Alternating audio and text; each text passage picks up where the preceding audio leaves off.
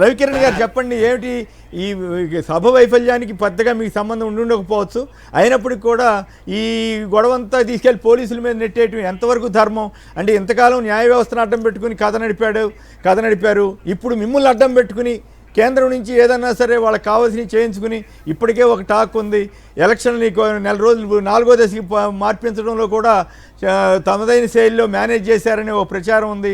ఇక ఈ రోజు ఇటాడీ చూడాల్సిందేనా జనం ఏపీలో? గారు ముందుగా మీకు తోటి ప్యానలిస్ట్కి సాక్షి టీవీ వీక్షకులందరికీ శుభోదయం అండి. మనం కొన్ని సంవత్సరాలుగా చూస్తున్నాం కేసీఆర్ గారు, ఇప్పుడు జగన్మోహన్ రెడ్డి గారు మీటింగ్లు పెట్టుకున్న ఆయన అట్లా మాట్లాడుతుంటారు, వెనకాల బ్యారికేడ్ నుండి జనాలు దూకేసి వెళ్ళిపోతున్నారని చెప్పేసి ఫోటోలు వేస్తుంటారు. అలాగే ప్రధానమంత్రి గారి కార్యక్రమం జరుగుతున్నా ఇదిగో ఇలా ఖాళీ కుర్చీలు వేశారని చెప్పి పతాక శీర్షికల్లో ఫోటోలు వేస్తుంటారు. ఇది ఎవరికి మీడియా, ఎవరికి ప్రింట్ అండ్ ఎలక్ట్రానిక్ మీడియా ఉన్నాయి కాబట్టి వాళ్ళు ప్రచారం చేసుకుంటున్నారు. వాస్తవం మీకు తెలుసు, నాకు తెలుసు, కేసీఆర్ గారు అన్ని రాజకీయ పార్టీల యొక్క సభలు సక్సెస్ అవుతున్నాయి, లక్షలాది మంది జనాలు వస్తున్నారు, వింటున్నారు. సో రేపు వాళ్ళ నిర్ణయం వాళ్ళు తీసుకుంటారు. ఇది ప్రజాస్వామ్య ప్రక్రియ, దాని నిర్ణయం వాళ్ళు తీసుకుంటారు. ఒకటి అది జనాలు వచ్చారు రాలేదు, సరే ఎవరిష్టం వాళ్ళది, ఎవరి విజ్ఞత వాళ్ళది, వాళ్ళు చేసుకుంటే వాళ్ళు మనం కన్విన్స్ చేసే ఒక అవసరం అయితే లేదు. అయితే రెండో అంశం బొకేలు ఈ విషయం వస్తే నాకు కూడా అదే అర్థం కాలేదు. మా రాష్ట్ర అధ్యక్షులు వారు పురంధేశ్వరి గారు వినాయకుడి విగ్రహం జ్ఞాపకం తీసుకుని ఇచ్చారు. అలాగే శనక్కాయల అరుణ గారు, మహిళా మూర్తులందరూ ఒక 1.5 మంది వచ్చారు, వాళ్ళు కూడా ప్రధానమంత్రి గారికి పూలు ఇచ్చారు. మరి ఇక్కడ ఏం జరిగింది? పవన్ కళ్యాణ్ గారు, చంద్రబాబు నాయుడు గారు పుష్పగుచ్చం శాలువా ఇవ్వాల్సింది ఏం ఆగింది అన్న దాన్ని ఒక వెర్షన్ ఏంటంటే, అక్కడ ఎస్పీజీ అలో చేసినా అక్కడ ఎస్పీ గారు ఏదో అడ్డం పెట్టారనో ఏదో అంటున్నారు. సో దీని మీద సమగ్రమైన విచారణ జరగదు. నేను కూడా అక్కడ లేను కాబట్టి ఏం జరిగిందో మనకి కాదు చాలా విద్యతోటి మాట్లాడతారు. ఎస్పీజీ అలో చేసిన తర్వాత ఎస్పీ ఎవరైనా ఆపుతారండి? ఎక్కడైనా జరుగుద్ది అసలు? నేను అదే అంటున్నాను సార్, దీని మీద ఎలక్షన్ కమిషన్ కదా ఇప్పుడు విచారించాల్సింది, రాష్ట్ర ప్రభుత్వం కాదు కదా. లేకపోతే election commission do that job. నీళ్ళేదో పాళ్ళేదో వాడు చెప్పేస్తారు కదా, ఏది నిజమో ఏది అబద్ధమో చెప్తారు. నిజంగా అక్కడ ఏమన్నా తప్పు జరిగింది, ఇదే కాకుండా వివిఐపి పాసులు, ఆల్ యాక్సెస్ పాసులు ఇచ్చినప్పటికీ అక్కడ సరైనటువంటి భద్రత లేదన్న చెప్పి అక్కడ ఉన్నటువంటి గ్రౌండ్ లెవెల్ నాయకులు, కార్యకర్తలు చెప్తున్నారు. అది ఎంత నిజమో ఎంత అబద్ధమో let the investigation go on. Investigation చేయలేమండి. తప్పు అయితే తప్పు అంటారు, ఒప్పు అనుకో ఏం కరెక్టే బాగా జరిగింది, మీరు ఎందుకు అనవసరంగా ఆరోపణలు చేశారంటారు. ఎందుకంటే ఇప్పుడు విచారించేది రాష్ట్ర ప్రభుత్వం కాదు కదా.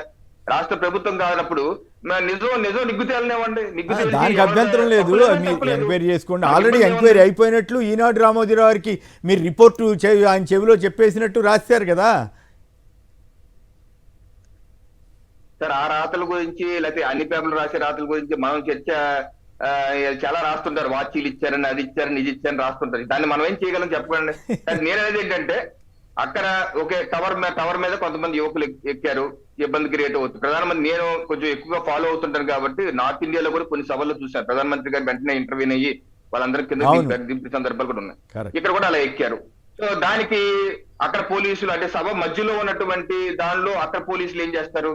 చేయలేరు కదా. సభ వెలుపులు ఉండి వేరే చోట ఉన్న చోటదే చేయగలరు. సో దీనిలో ఏం జరిగింది, ఏది ఏదైతే బయట వినిపిస్తున్నట్టు తెలుగుదేశం పార్టీ కూడా ఆరోపిస్తున్నటువంటి వారు చెప్తున్నటువంటి విషయాల్లో ఎంతవరకు వాస్తవం ఉంది అన్నది కూడా ఎలక్షన్ కమిషన్ విచారించి బయటకు చెప్పవలసిన అయితే అవసరం ఉంది. ఒకవేళ ఇటువంటి తప్పులు ఏం జరిగింది దాన్ని రెక్టిఫై చేసుకుందాం, తప్పులు లేకపోతే తప్పులు లేదు, అంత బాగా జరిగింది. అంటే ప్రాబ్లం ఏంటంటే, తెలుగుదేశం వాళ్ళు సంతకాలు పెట్టమనగానే మీ పార్టీ వాళ్ళు కూడా గుడ్డిగా సంతకాలు పెట్టడం ద్వారా ఇది అనవసరమైనటువంటి వివాదంగా మార్చుకుని మిమ్మల్ని అడ్డం పెట్టుకుని తెలుగుదేశం కథ నడపాలని చూస్తోందా? ఇంతకాలం న్యాయ వ్యవస్థను అడ్డం పెట్టుకుని నానా రచ్చ చేసినటువంటి తెలుగుదేశం ఇప్పుడు కేంద్రంలో మీతోటి ఎట్టగొట్ట పొత్తు పెట్టుకున్నారు కదా. నిండు శాసనసభలో ప్రధాని అమిత్ షా గారిని ఏమన్నారు అవన్నీ మీరు వింటున్నారు కదా. అయినప్పుడు కూడా మీరు ఫీల్ అవ్వకుండా ఆయనతోటి కలిపారు, మీ ఇష్టం అది. అయితే ఇప్పుడు మిమ్మల్ని అడ్డం పెట్టుకుని మరి ఈ 2 నెలలు ఇదే రచ్చ చేస్తారా అనేది సమస్య. మమ్మల్ని అడ్డం పెట్టుకోవాలన్నా కేంద్రంలో, రాష్ట్రంలో ఎన్నికల ప్రవర్తన నియమావళి అమల్లోకి వచ్చేసింది. అటు మేము చేసుకున్న కేంద్ర ప్రభుత్వం కూడా ఏం చేయలేదు, రాష్ట్ర ప్రభుత్వం కూడా ఏం చేయలేదు. ఎంసీసీ కోడ్ అమల్లోకి వచ్చేసింది కాబట్టి ఎలక్షన్ కమిషన్ ఆఫ్ ఇండియా చేతుల్లో అది వెళ్ళిపోతే, ఎలక్షన్ కమిషన్, రాష్ట్ర ఎన్నికల కమిషన్ చేతుల్లో ఇక్కడ వెళ్ళిపోతుంది. సో వాళ్ళు నిర్ణయం తీసుకుంటారు. వాళ్ళు ఇక్కడ ఏమన్నా ఆ నియమావళి ఉల్లంఘన జరిగిందా, లేకపోతే సరైన పాటించారా పాటించలేదా, మేమేదో తలుచుకుంటే మేము చేసే పొజిషన్ లో కూడా ఏం లేవు కదా. సో కేంద్ర ప్రభుత్వం కూడా ఏం చేయలేదు, రాష్ట్ర ప్రభుత్వం కూడా ఏం చేయలేదు. చేయలేమండి.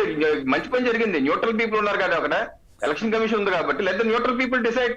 దాని మీద Okay. మనం పెద్దగా విచారించే బాధపడాల్సిన అవసరం లేదు. నిజం నిలకడ మీద తెలుసు. ఓకే, న్యూట్రల్ పీపులా కాదా అనేది ఆయా సందర్భాల్లో వచ్చే పరిస్థితులను బట్టి మనకి అనుకునేవాడి ఏం చేస్తాం.